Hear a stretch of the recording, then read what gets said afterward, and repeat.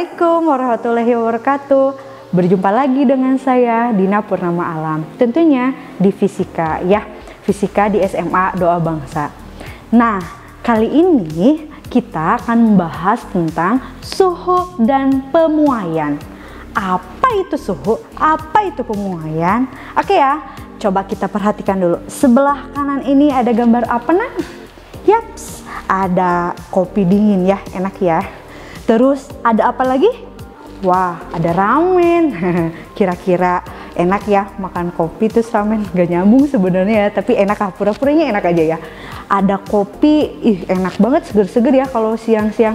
Ramen juga enak ya, apalagi pedas ya. Ada es batu ya. Terus kita lihat lagi, ada gambar apa lagi? Ya, ada kebakaran ya. Dari fenomena-fenomena ini, kira-kira apa sih yang dapat kalian simpulkan dari kopi, dari ramen, dari es batu sama kebakaran? Yap, ada yang dingin Bu, ada yang panas Bu ya. Di sebelah kanan ini ada geng dingin, di sebelah kanan ini ada geng panas ya. Nah, kali ini kita akan membahas suhu. Biasanya suhu itu atau es itu dikatakan temperaturnya rendah. Tapi kalau misalkan panas atau api itu biasanya dikatakan temperaturnya tinggi ya. Itu kita akan bahas tentang suhu ya. Oke, kita lanjut ya. Nah, suhu itu apa sih? Suhu itu merupakan ukuran atau derajat panas dinginnya suatu benda ya. Yang kedua, suhu juga bisa disebut juga dengan temperatur ya. Tadi kan kalau misalkan es atau dingin ya, yang tadi itu temperaturnya rendah. Kalau misalkan api atau misalkan panas-panas, dia temperaturnya tinggi. Nah, terus suhu juga tidak dapat dilihat ya atau tidak dapat dirasakan karena memang datanya subjektif. Dan suhu ini hubungannya dengan energi kinetik dan atom. Jadi kalau misalkan kita di lapang, umpamanya ya, kalau misalkan kita di lapang terus lari-lari, diterik matahari yang panas lari-lari, otomatis apa yang akan kalian rasakan? Capek, lelah, keringetan ya. Beda halnya kalau misalkan kita di lapangan tapi diam aja ya. Kalau diem berarti gak bakalan keringetan ya. Itu umpamanya tentang suhu. Oke, kita next ya. Nah, alat ukur untuk mengukur suhu itu namanya apa? Termometer ya. Termometer itu banyak sekali jenisnya. Kalau kita ketahui ada termometer inframerah, ada termometer digital, ada termometer yang biasa juga ya. Manual juga ada ya. Biasanya termometer itu biasanya itu beberapa identik ya, ada termometer Celsius, Reaumur, Fahrenheit, Kelvin ya. Nah, itu biasanya yang digunakan di sekolah, termometer Celsius, Reaumur, Kelvin dan Fahrenheit. Oke, kita lanjut lagi ya. Nah, kalau misalkan kita perhatikan termometer Celsius, Reaumur, Fahrenheit sama Kelvin itu mereka itu memiliki yang namanya titik beku sama titik didih, dan titik beku sama titik didihnya itu berbeda-beda ya. Jadi kalau misalkan kita menggunakan termometer Celsius, nilainya 30 derajat Celsius tidak sama dengan termometer Reaumur, jadi 30 derajat Reaumur pasti memiliki perbedaan. Kenapa? Karena memiliki titik beku sama titik didih yang berbeda. Kalau Celsius itu titik bekunya itu berapa? 0 derajat ya. Titik didihnya 100, kalau Reaumur 0 sama 80, kalau misalkan Fahrenheit 32, 212 ya, kalau misalkan Kelvin 273, titik bekunya 373 ya. Maka kita dapatkanlah perbandingannya itu, perbandingan Celsius itu 5, Reaumur 4, Fahrenheit 9, dan Kelvin itu 5 ya. Kenapa? Sebenarnya kita nggak usah menghafal perbandingannya, tapi dilihat titik maksimum sama titik minimumnya aja berapa. Kalau misalkan yang diketahuinya itu tidak tahu termometer apa, kita bisa menggunakan persamaan X dikurangi X minimum dibagi X maksimum dikurangi X minimum ya, sama dengan Y dikurangi Y minimum per Y maksimum kurangi Y minimum. Jadi tidak khawatir kalaupun misalkan termometernya itu kita belum tahu termometer apa, kita bisa menggunakan persamaan yang ini. Oke, kita lanjut ya. Kita soal latihan tentang suhu atau termometer ya. Jadi ternyata terdapat termometer X. Ini termometer X ini belum tahu nih termometer apa. Jadi termometer X aja ya. Memiliki titik lebur, angkanya itu negatif 30 derajat X.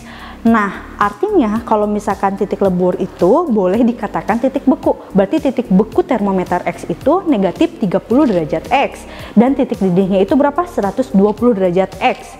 Nah, apabila katanya itu sebuah benda memiliki suhu 40 derajat Celcius, maka skala yang ditunjukkan pada termometer X berapa? Jadi benda itu diukur menggunakan termometer Celcius, nilainya 40 derajat Celcius. Tapi kalau misalkan diukurnya menggunakan termometer X, itu kira-kira berapa nilainya? Sedangkan yang kita ketahui hanya titik beku sama titik didihnya. Nah, kita bisa menggunakan perbandingan ya. Pokoknya harus tahu nih maksimum minimumnya berapa. Nah, kalau termometer X maksimumnya kan 120 dikurangin X-nya itu kita belum tahu, karena kan kalau di Celcius 40, di termometer X belum tahu. Per 120 dikurangin negatif 30. Sama dengan berapa? Karena kita tahu termometer Celcius itu titik didihnya 100, maka 100 dikurangin diketahuinya 40 dibagi 100 dikurangin 0. Kenapa 0? Karena titik bukunya 0. Maka didapatkanlah persamaannya nilai X-nya itu berapa? 30 derajat X. Jadi kalau di termometer Celcius itu 40 derajat Celcius, tapi kalau di termometer X itu terbacanya 30 derajat X ya. Itu dia tentang suhu. Nah, apa yang kalian pikirkan tentang gambar ini? Ada apa kira-kira? Yap, betul. Ada kerupuk digoreng menggunakan minyak ya. Kerupuk digoreng menggunakan minyak. Kalau misalnya kita perhatikan, awalnya kerupuk itu nggak mengembang ya. Tapi pas dicelupin ke minyak yang panas tentunya dia akan mengembang ya. Ya betul, jadi kerupuk itu dia akan mengembang kalau misalkan digoreng dengan minyak yang panas ya. Nah, jadi kali ini kita akan membahas tentang pemuaian zat ya. Jadi kerupuk itu bisa dianggapkan jadi zat ya. Zat dipanaskan jadi memuai ya. Jadi pemuaian zat itu apa sih? Jadi benda yang mengalami perubahan suhu dapat memuai atau menyusut ya. Pemuaian zat ini terdiri dari zat padat, zat cair, dan zat gas. Biasanya zat padat itu terjadi pada pemuaian panjang, luas, dan volume. Nah, kali ini saya akan menjelaskan tentang pemuaian. Oke, kita perhatikan ya. Ini yang pertama itu pemuaian panjang. Coba perhatikan gambar atau animasi yang bergerak ini ya. Kalau kalian perhatikan ini ada kereta api ya. Kereta api dia bergerak melewati relnya ya. Nah, itu ditandain kalau kalian perhatikan ya, itu sebenarnya ada rel ya. Kalau misalkan kalian tahu antar rel itu kalau misalkan diperhatikan itu ada celahnya ya gak? Ada celahnya, tapi pada saat siang hari si antar rel itu dia memuai, akhirnya tidak ada celah. Biasanya seperti itu ya. Kenapa bisa seperti itu? Karena rel kereta api itu dia mengalami pemuaian panjang. Karena apa? Karena terjadinya perubahan suhu ya. Jadi perubahan panjang itu dipengaruhi apa aja? Panjang mula-mula atau panjang awal, terus koefisien muai panjang, dan perubahan suhu. Nah, akhirnya panjang akhirnya itu apa? Panjang awal ditambah perubahan panjang. Nah, kalau misalkan kita perhatikan, kalau misalkan perubahan panjang itu kan kalau dibuka itu panjang awal dikali koefisien muai panjang atau alfa dikali delta T. L0 itu boleh kita keluarkan ya, L0. Jadi buka kurung 1 ditambah alfa kali delta T ya. Jadi L aksen itu panjang akhirnya, L0 itu panjang awalnya ya, alfa itu koefisien muai panjang, satuannya 1 per Kelvin, delta T itu perubahan suhu ya. Kalau perubahan suhu boleh Kelvin, boleh Celcius, asal itu perubahan. Nah, selanjutnya kita akan lihat lagi fenomena berikutnya itu tentang pemuaian luas ya. Kalau kita perhatikan ini ada apa? Ada rumah ya. Ada rumah, terus itu ditandai ya, ada jendelanya ya. Nah, ada apa dengan jendela itu? Kalau misalnya kita perhatikan di siang hari itu jendela, kalau misalkan di siang hari ya, kalau kalian perhatikan itu si kacanya itu awalnya itu luas penampangnya itu A0, tapi pada saat siang hari si kacanya itu memuai ya, akhirnya dia jadi pas di kacanya itu ya. Makanya ukuran si kusennya ya atau pinggirannya dengan kaca itu harus sesuai dengan koefisien muai si luas si kacanya tersebut ya. Ternyata kaca itu kalau misalkan di siang hari dan dipengaruhi oleh cahaya matahari yang sangat panas, si kaca itu dia akan memuai ya. Sama halnya dengan tadi rel kereta, dia memuai panjang, tapi kalau kaca ini dia kan luas ya, maka dia akan memuainya ya pemuaian luas ya. Perubahan muai luasnya itu dipengaruhi oleh luas awalnya dikali 2 kali alfa dikali delta T ya. Kalau tadi itu koefisien muai aja, tapi kalau luas pemuaian luas itu koefisiennya dikalikan 2 dulu ya. Sama mirip seperti perubahan panjang, tapi bedanya ini apa? Luas ya, pemuaian luas. Tapi ingat 2 kali alfa. 2 kali alfa ini boleh sama dengan beta. Kalau beta itu apa? Koefisien muai luas ya. Jadi ternyata koefisien panjang sama koefisien luas muai luas itu dia ada hubungan. Beta itu sama dengan 2 kali alfa ya. Mirip ya seperti perubahan panjang. Oke, kita lihat lagi. Ini ada fenomena apa? Ternyata ada zat cair dipanaskan ya. Dipanaskan, apa yang terjadi?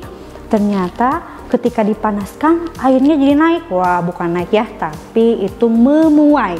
Nah, ini salah satu contoh dari pemuaian volume. Sama halnya dengan pemuaian luas, pemuaian panjang, pemuaian volume juga sama. Dia memuai, tapi memuainya itu volumenya ketika dipanaskan ya. Nah, perubahan volumenya atau volume akhirnya sama V0 1 ditambah 3 kali alfa kali delta T. 3 alfa atau 3 kali koefisien muai panjang itu sama dengan gamma. Gamma itu koefisien muai volume ya. Bedanya kalau koefisien muai panjang itu alfa, kalau koefisien muai luas itu beta, kalau koefisien muai volume itu gamma ya. Jadi ini dia sama ya. Jadi untuk menentukan volume akhirnya itu seperti itu ya. Volume akhirnya V0 1 ditambah gamma dikali delta T. Kalau menggunakan alfa berarti kali 3. Nah, selanjutnya ini khusus untuk air, zat cair ya. Jadi kalau yang pemuaian volume itu biasanya terjadinya itu pada zat cair, pada zat gas ya. Walaupun memang padat juga mungkin ya. Nah, di zat cair khusus untuk air, kan kalau kita ketahui si volume itu berbanding lurus dengan perubahan suhu. Semakin besar suhunya, maka volumenya semakin bertambah. Jadi kalau kita masak air dan lain sebagainya kan kalau semakin panas, dia akan semakin memuai. Tapi ini khusus untuk air, ini ada grafik volume terhadap suhunya. Kok grafiknya seperti ini? Kenapa seperti ini? Karena air itu dia akan mengalami anomali air ya. Anomali air ini sifat tidak teratur air terjadi pada suhu 0 sampai 4 derajat Celcius. Harusnya ketika suhu naik, volumenya itu naik, tapi khusus air pada 0 sampai 4 derajat Celcius ini dia nggak naik volumenya, bahkan menyusut. Kenapa? Karena dia memiliki sifat tidak teratur ya. Jadi pada saat 0 sampai 4 derajat Celcius itu air itu menyusut, tapi selebihnya dia naik lagi ya. Sesuai ya, suhu naik, volume juga naik. Nah, ini dia air ya, karakteristik anomali air. Oke, kita lanjut lagi ya. Nah, di sini juga ada beberapa data tabel muai panjang itu ada pada aluminium, baja dan lain sebagainya, bisa dilihat ya. Koefisien muai panjangnya ya alfa. Tapi jangan khawatir, pokoknya si koefisien muai panjang itu ada hubungannya dengan koefisien muai luas sama koefisien muai volume. 2 alfa itu sama dengan beta, 3 alfa itu sama dengan gamma. Nah, itu dia hubungan antara koefisien muai panjang, luas dan volume. Oke, sekarang kita sholat ya, soal latihan. Nah, ceritanya ada volume air, suhunya itu 0 derajat Celcius. Adalah volumenya itu awalnya itu 8,84 cm pangkat 3. Jika koefisien muai volume air, berapa? Air raksanya itu 1,8 kali 10 pangkat negatif 4 per derajat Celcius. Berapakah volume air raksa itu setelah dinaikkan suhunya 100 derajat Celcius? Nah, di sana itu terdapat koefisien muai volume, berarti udah tahu nih langsung gamanya ya, bukan alfanya, karena diketahuinya koefisien muai volume. Berarti gamanya berapa? 1,8 kali 10 pangkat negatif 4. Suhu awalnya itu berapa? 0 derajat. Suhu airnya berapa? 100 derajat Celcius ya.